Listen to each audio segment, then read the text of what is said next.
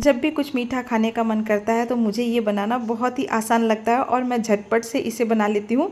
तो मैं आज आपके साथ इसी की रेसिपी शेयर करूँगी, क्योंकि अब तो त्योहारों का मौसम भी आने वाला है।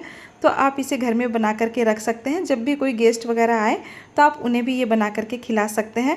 तो चलिए इसे बनाना शुरू करते हैं। तो क्या किया है कि सबसे पहले मैंने दूध लिया है। तो दूध आप कच्चा भी ले सकते हैं या आप बॉईल किया हुआ दूध भी ले सकते हैं, इसमें कोई भी आपकी चॉइस है। आप जैसा दूध चाहें वैसा इस्तेमाल कर सकते हैं। और फुल फैट क्रीम दूध ले सकते हैं या नॉर्मल वाला दूध भी ले सकते हैं।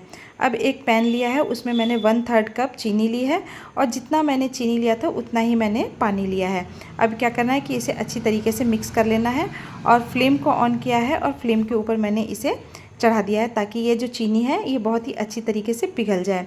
तो आपको इस चीज़ का ध्यान रखना है कि हमें इसकी तार की चाशनी नहीं बनानी है, हमें सिर्फ मतलब जो चीनी है इसे मेल्ट कर लेना है, यानी कि पिघला लेना है। तो जब तक हमारी चीनी पिघलती है तब तक क्या करेंगे, दूसरी तरफ मैंने एक पैन और लिया है और इसके अंदर मैंने डाल दिया है 2 कप भर करके दूध लिया है। तो मैंने ये दूध पहले ही गर्म कर लिया था और दूध ठंडा हो गया है, तो मैंने इसी दूध का इस्तेमाल किया है। अब क्या करेंगे कि दूध को भी हम फ्लेम के ऊपर चढ़ाएंगे ताकि इसमें एक अच्छा सा उबाल आ जाए।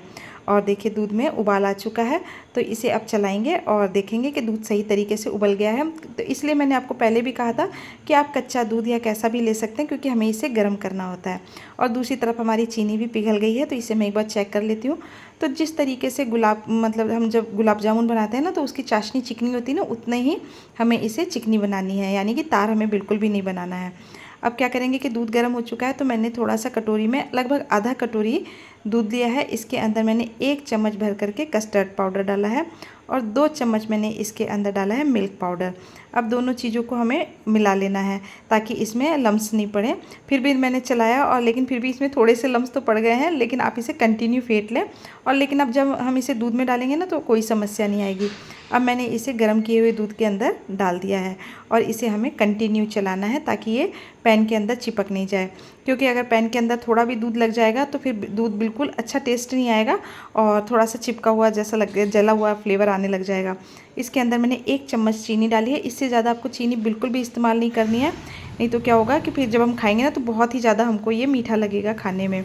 और देखिए दूध को गर्म होते हुए 6 से 7 मिनट हो चुके हैं और ये अच्छी तरीके से गाढ़ा होने लग गया है।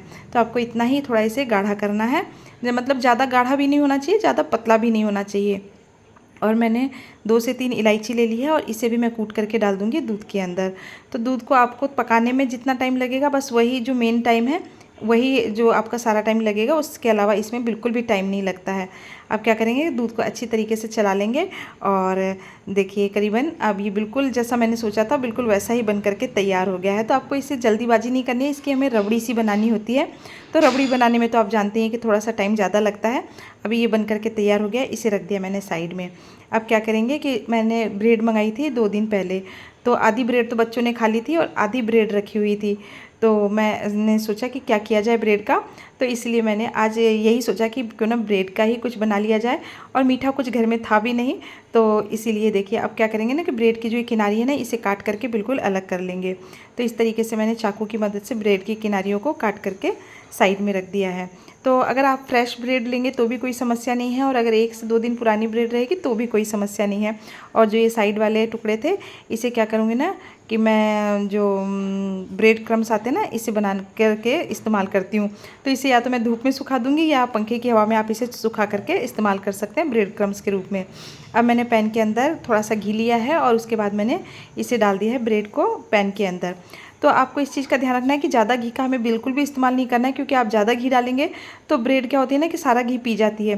तो आपको सिर्फ ब्रेड को हल्का सा मतलब घी डाल करके और इसे सेक लेना है। इससे ज़्यादा आपको घी इसमें बिल्कुल भी इस्तेमाल नहीं करना है। तो देखिए इसे मैंने उलटते पलटते हुए दोनों तरफ से गोल्डन ब्राउन कर लेना है। आपको ध्यान रहे कि ब्रेड जल्दी नहीं चाहिए, गोल्डन ब्राउन नहीं होनी चाहिए। बहुत बार क्या होता है कि हम सोचते हैं टाइम लगेगा और ब्रेड जल जाती है, तो ब्रेड का आप खास ध्यान रखें। अब देखिए मैंने ब्रेड को सेक लिया था दोनों तरफ से, और उसके बाद जो चीनी का पानी हमने बना करके रखा था, यानी कि चाशनी बना करके रखी थी, उसमें मैंने इस ब्रेड को डाल दिया है। तो ब्रेड को डाल करके आपको छोड़ना नहीं है, नहीं तो क्या होगा ना कि ब्रेड बहुत ज़्यादा चीनी का पानी पी लेगी, तो बिल्कुल फिर खाने में अच्छा नहीं लगेगा। तो आप इसे डालें और डिप करें और फिर तुरंत ही इसे निकाल लें, दोनों तरफ से उलट पलट करके आप निकाल करके। और जिस भी बर्तन में आपको इसे रखना है आप एक ही बार उसमें रखने की तैयारी कर लें। तो देखिए इस तरीके से एक बार मैंने ब्रेड को चाशनी में डिप करके और उसके बाद दूध वाली रबड़ी हमें इसके ऊपर डालनी है। तो आप इसी तरीके से जैसे एक बार ब्रेड रख लें और फिर उसके बाद दोबारा से इसके ऊपर रबड़ी डालें, तो इससे बहुत ही आसान तरीके से बन करके तैयार होगी। तो देखिए एक बार डाल दिया है और उसके बाद मैंने फिर से ब्रेड इसके ऊपर लगा दी है। और अब क्या करेंगे कि इसके ऊपर वापस से एक कोटिंग रबड़ी की चढ़ाएंगे। तो जितनी भी ब्रेड हो आपके पास आप इसी तरीके से ब्रेड रखें, फिर उसके ऊपर रबड़ी डालें, फिर ब्रेड रखें, फिर रबड़ी डालें। तो ये बहुत ही अच्छी लगती है। आपको जितनी देख करके अच्छी लग रही है उससे भी ज़्यादा ये खाने में टेस्टी लगती है। अब मैंने क्या किया ना कि इसके ऊपर थोड़े से काजू और बादाम के काजू नहीं है, बादाम है और पिस्ता के टुकड़े डाल दिए हैं। और आप इसे फ्रीज़ के अंदर ठंडा करके खाएं तो ये बहुत ही अच्छा लगता है खाने में। ठंडा रहेगा तब तो और भी सुपर डिलीशियस लगता है। और इस तरीके से आज की रेसिपी तो कंप्लीट हो गई है। देखिए बन करके हो गया है ना तैयार फटाफट से, जितनी आपने सोचा होगा उससे भी ये जल्दी बन करके तैयार हो गया है। तो अब मिलते हैं नई रेसिपी के साथ। Take care, bye bye.